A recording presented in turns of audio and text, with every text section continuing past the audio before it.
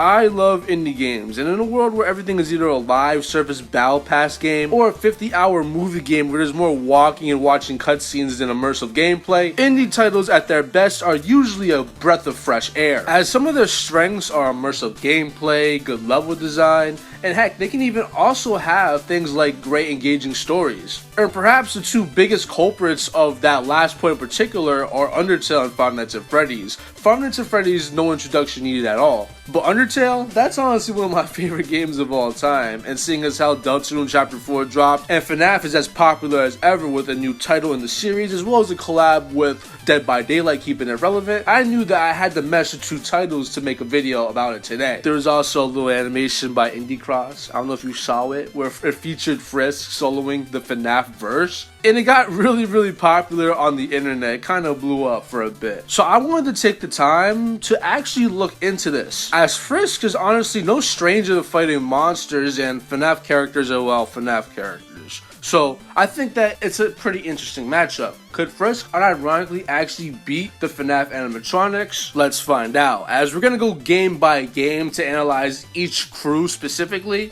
and then we'll scale Frisk in comparison to see if he could actually realistically take them on. So expect scaling chains from FNAF 1, 2, 3, 4, 5, 6, however much they made, as well as some underscaling to boot as well. So if that sounds interesting to you, then I would implore you to subscribe to the channel. We're on the road to 100,000 subscribers, nothing too big, but if you want to subscribe, then it's free. And if you're old here, once again, thank you for the support. I don't ask you guys to pay me anything like that, but just by watching the video and liking it, you guys are doing the most. And speaking of likes, we're gonna have another like goal today. I'm gonna have the like goal at around 300 likes, and if you don't know, if you hit it within the first hour of this video being up, then I'll drop a short. Consider it sort of a double upload. But with that being said, let's get into the topic that you clicked the video to find out.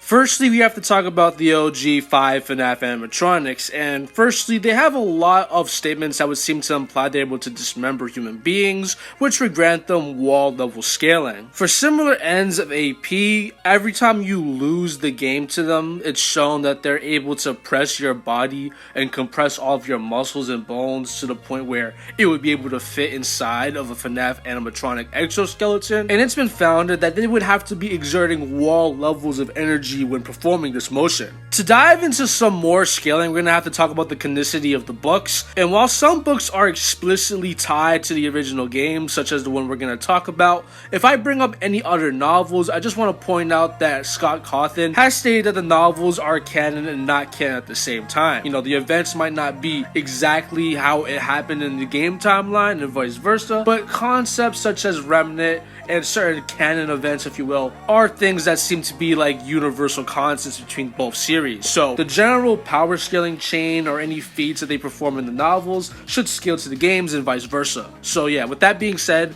in the FNAF novel the week before, it stated that the original animatronics are able to siphon in the building's power to amplify their movements and speed and such. And that's actually the canon reason as to why whenever Foxy runs at your station, you lose a bit more power than usual. It's because he's siphoning the building's energy. But anyways, it's stated that when the animatronics killed the phone guy, he was shocked by 1.21 gigawatts of energy. This level of power should scale to their animatronic shells as they can hold it and harness it. And it's been founded that when you just convert the watts into tons of TNT, it would come out to around building level.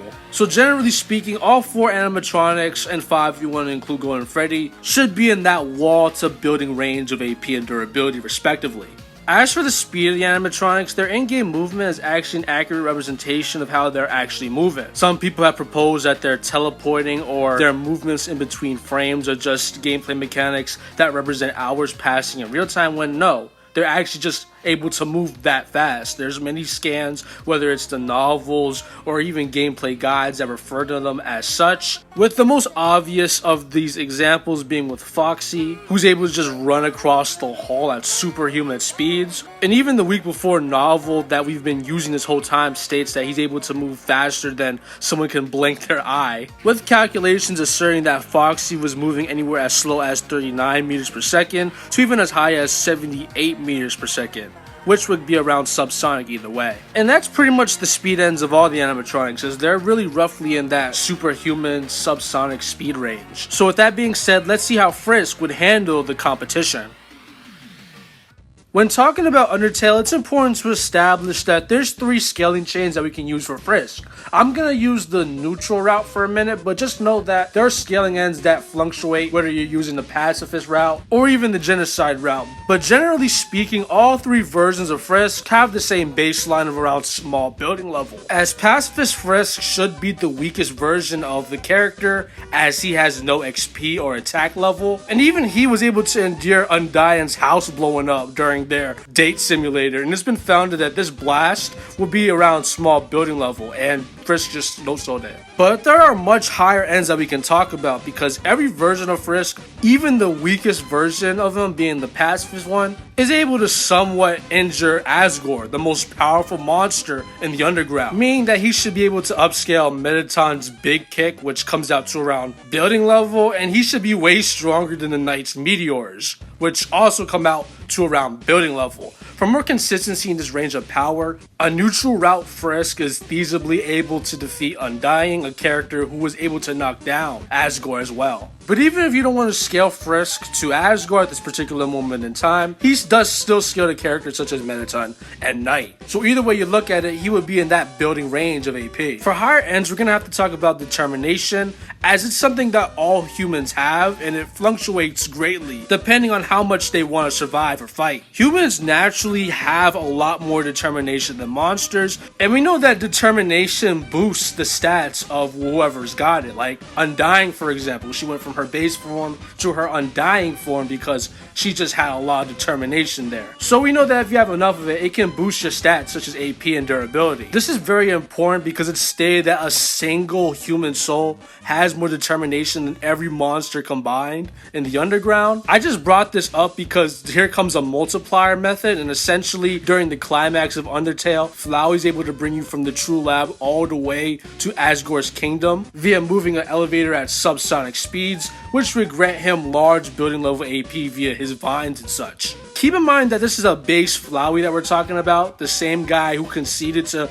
never ever being able to beat Asgore, a character who we've established that Frisk at his actual weakest can wear down at the very least. But seeing as how the underground is literally an entire mountain range, and it has things such as apartment complexes, malls, vast cities, it's fair enough to assume that there would be roughly at least around 2,000 monsters across all 4 of these different areas, according to this calculation I'm about to bring up. And when you just stack that Flowey feat and just multiply by 2,000, and you would get a value roughly equivalent to 7.29 kilotons of TNT, which is town level. So this is feasibly the baseline of a base Frisk determination capabilities. Once again, I'm not saying that Frisk unironically normally is a town level character, but feasibly if he was determined enough, his soul would be roughly able to generate determination potent enough to make him be able to box at characters at that level. But I think that I've already established that in terms of AP, Frisk would be anywhere between small building level to even more than likely building to large building level due to his scalings of some of the strongest monsters in the underground. As for Frisk's speed, it's pretty impressive as a lot of these instances just come from his, battles with the various monsters that make up the underground. Like for example, he can dodge sound-based attacks like unironically, which already would mean that he can move at speeds equivalent to 197 meters per second, which is around subsonic plus. He can dodge meteors, lightning. That last point in particular, he does multiple times as well. So unironically, you could scale Frisk's speed anywhere between subsonic plus to even massively hypersonic, depending on how seriously you take some of these lightning-based instances. And he has things that can augment his speed on top of that, such as CT, which boosts his HP by 10 and makes him 2 times faster than normal. So Frisk is pretty fast and pretty strong on top of that.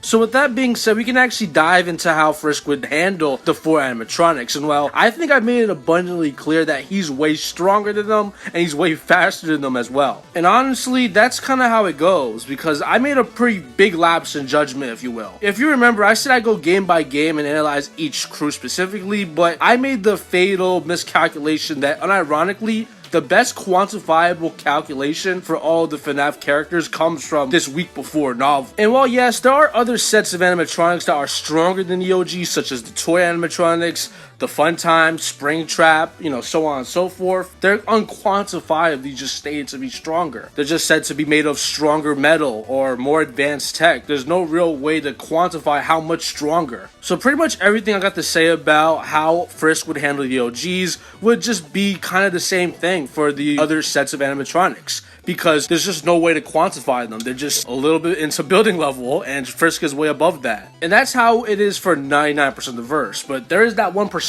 But before I talk about that, I want to point out that yes, the animatronics aren't just robots, there's souls behind said robots, or at least most of them. So how would Frisk handle fighting actual ghosts? And unironically, Frisk has an answer to this as well, as in Undertale it's stated that humans can absorb monster souls, with this being a sentiment shared from lore as well as Asgore himself. But what about the inverse? Characters such as Golden Freddy, Springtrap, or even the Marionette, who can take the souls and manipulate them, to put them into other things. And while yes, they can do that, I want to point out that Frisk's soul is just simply built different. Off rip, we've already established it to be capable of generating town levels of energy reserves just by using like the neutral route alone. But if you want to use like high-end Frisk during peak determination, such as at the end of the pacifist route, literally Azrael, the god of hyperdeath, literally destroys the universe mid-boss fight, and Frisk's soul still is there. So I really doubt that someone like William Afton poses an unironic threat to Frisk, soul hacks and all. So that pretty much sums up how I think Frisk would handle all the 99%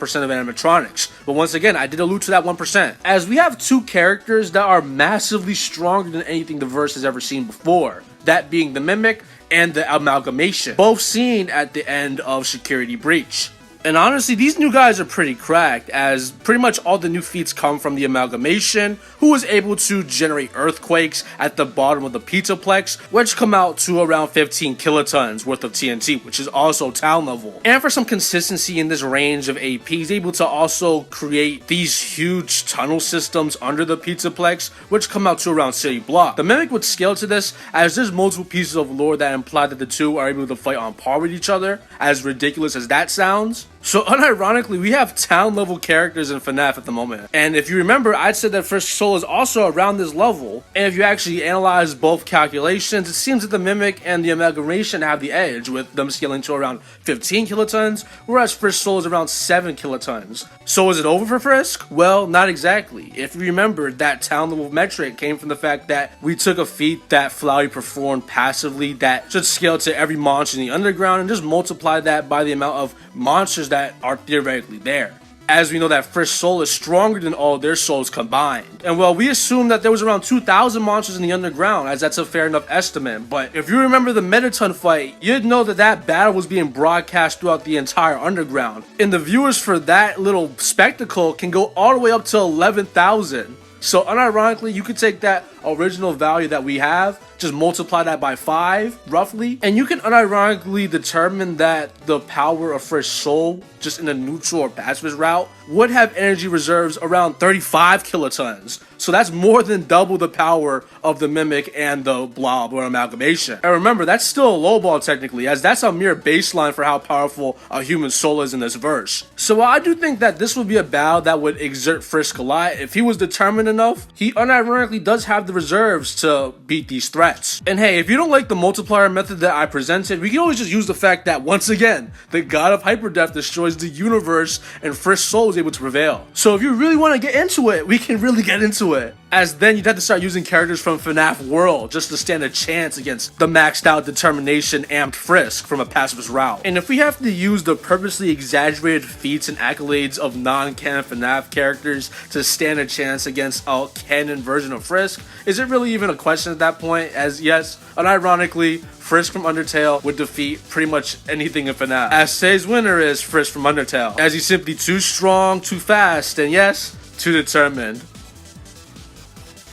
But don't get me wrong, there's tons of versions of FNAF characters that I might not be aware of. I kind of just tackled canon and I stood to that, but if there's versions of Springtrap, Freddy Fazbear, or Bonnie that unironically consistently get above that universal range, then be sure to let me know in the comments. And while you're down there, be sure to let me know if you like this video, because honestly, Undertale is really one of my favorite games of all time. I know I said at the beginning, but I really love this game, and if you want to see more Undertale on the channel, I'm down to do it, just let me know. But that's enough fanboying for this week at least. Remember, today's let go if you want to see another short from me today, but as always, I'll see you guys next week with another full-length video. But until then, stay big G fans.